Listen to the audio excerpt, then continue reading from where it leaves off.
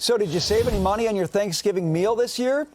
Well, that's what all the headlines were promising. Here's an example from NBC News. Thanksgiving dinner is historically affordable this year. Just $5.80 a person? Really?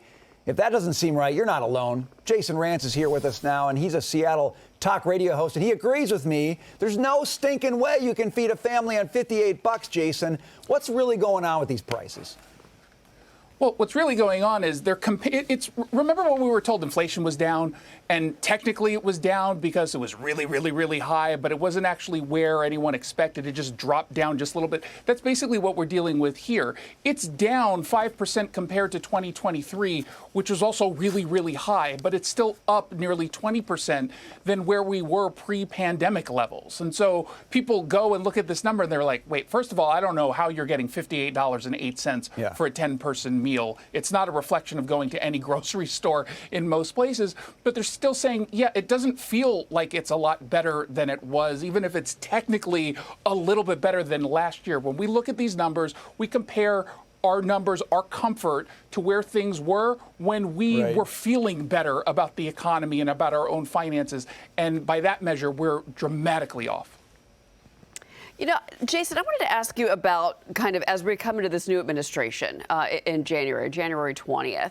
We've seen a lot of talk on the campaign trail and now from President-elect Donald Trump about his plans for how to help America be more safe. Part of that is to maybe find a resolution between Russia and Ukraine, somehow getting those two sides to have a conversation. General Keith Kellogg is now going to be special envoy to deal with the situation in Ukraine. I wanted to get your take on this because certainly Americans, we've been spending money over the last 2 years, taxpayer dollars, to support Ukraine, but the situation seems to be more and more untenable every day with thousands of deaths, in particular this week. I wanted to get your take on that and what you think President Trump should do now.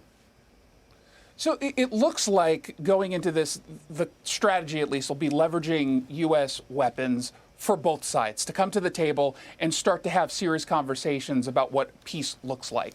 On the one hand, if let's say Putin scoffs at this and says, no, we're not going to do that, okay, well then Ukraine ends up getting U.S.-made weapons, which clearly poses a threat.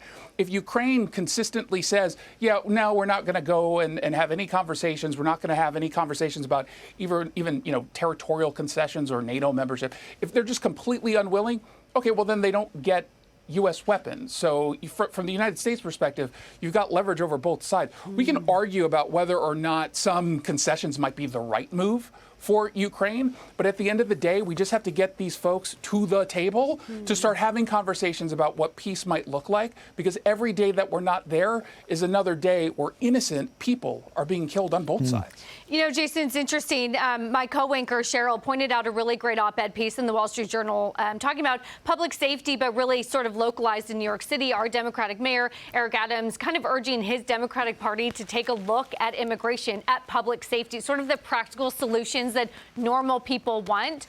I'm wondering if you're getting similar hints of a sea change in your Seattle as well, about some of the biggest complaints within illegal immigration is coming from the immigrant community itself, right? What do some of those practical solutions look like to you?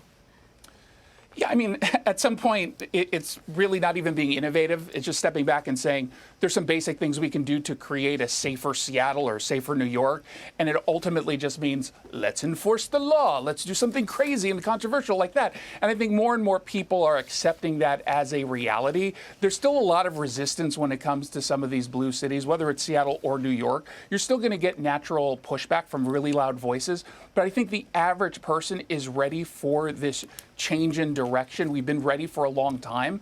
And I would just look towards San Francisco, which is incredibly blue. I mean, talk about the most progressive city in this country. They've clearly, very clearly and obviously started to move towards the center, at least when it relates to public safety issues. And so if San Francisco can do it, then I would dare say New York and Seattle can do it, even if maybe the motivation in New York is a little bit having to do with, oh, the DOJ is now under Trump's control, and I've got some charges against me as mayor.